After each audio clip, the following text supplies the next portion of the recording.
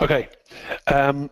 Okay, the final thing that we're not going to have time to go through in any detail is the new study features, and that's not necessarily a bad thing. There are quite a lot of new study features that are in place in the current version.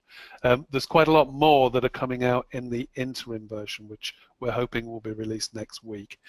So we're working on a kind of 6-week development cycle.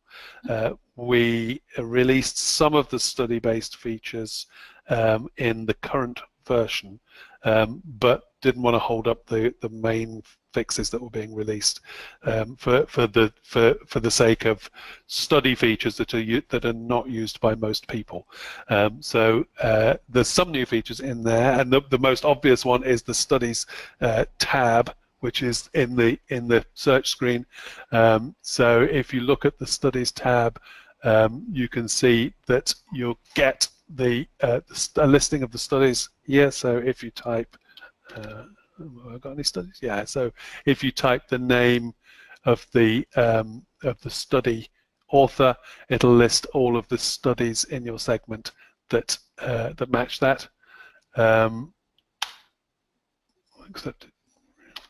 There you go.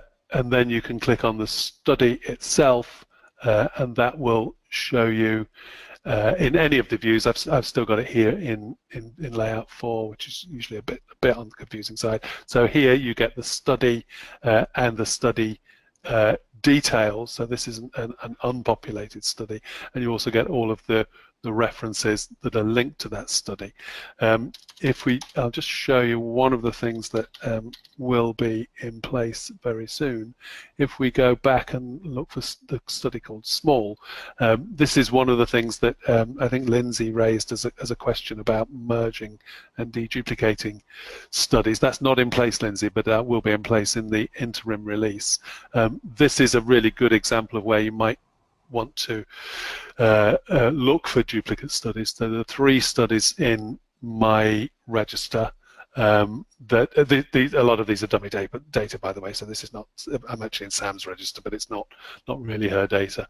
There are 3 studies that we can look at. If we look at the links tab, let's look at the studification tab. So if we look at the studification tab, what we can see is here that within the study there are 2 references in this study. I'll come to this slide in a minute, but there are 2 references in that study. If we look at Small 2005, the second version of it, there are 2 references in it. Sorry, we need to be in layout 3.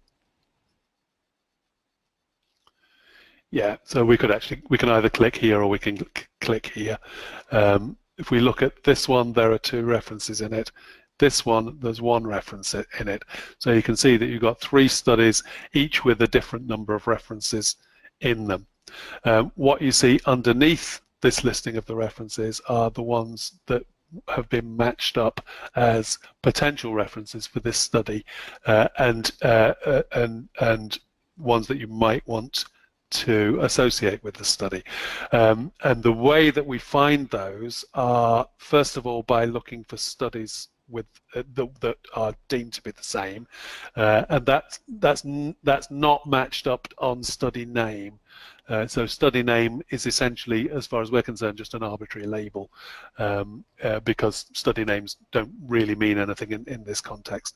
What we do with studies is match them up on either the study data, so if it's got the same NCT number, for example, then we know, it's a clinicaltrials.gov record. We know that 2 studies are the same if they've got the same number, or are very likely to be the same if they've got the same number. And a few other fields as well get used to match studies, but we also match studies based on the references that they contain. So this screen here, once it's released, it's not finished, hasn't got the buttons on it for what to do with it yet. You would see the reference that's already in the study, and you would see that there are 3 others that other people have got in the study. Well, other studies contain, so they might be other studies that you have, or they might be studies that other groups have, but you get to see all of the potential references in a study, and you get the option to add them to your study. And if you do that, then that will then flow through into the tracking. So the next time you send those to the author. Next time you do a tracking run for that particular review, they'll be flagged as records that potentially need to be sent to the author. So all of that is broadly in place, and that actually is where you would be deduping the or merging the studies, which I think is Lindsay's last minute question. I hope that answers it, Lindsay. The answer is, at the moment, in the version that you have, you can't, but in the version that's coming out very soon, you will, and you'll be able to choose which references are the right references to go into the merged study.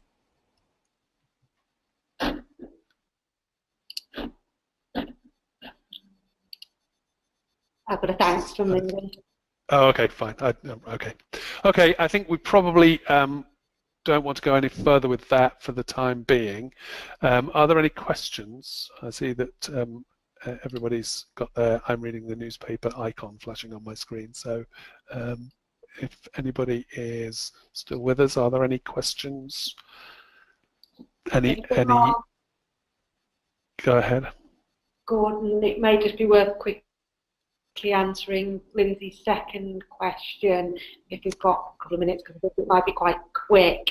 If you assign a reference to a review via tracking, does it automatically create a study if there isn't one already? Yes, it does. Okay. Dave, did you want to add anything to that? No, that's pretty much what it does. That's what it does. Yeah. So yes is the answer. Yeah. Added 3,000 references from a set of a review, searches for a review, it would create a study for each of those, regardless of whether they're likely to ever be included or excluded in the review. Yes, because it works on studies. Interesting. If that's incorrect, then we can change it, but that's certainly the behavior at the moment. Yeah, I don't use tracking for that, so I'd be interested to know how the people who do use tracking for that find that, because you're going to end up with an awful lot of studies in your that aren't associated with references in central register or reviews, potentially. Interesting. Like I said, I don't use it, so I don't know how it actually affects the way.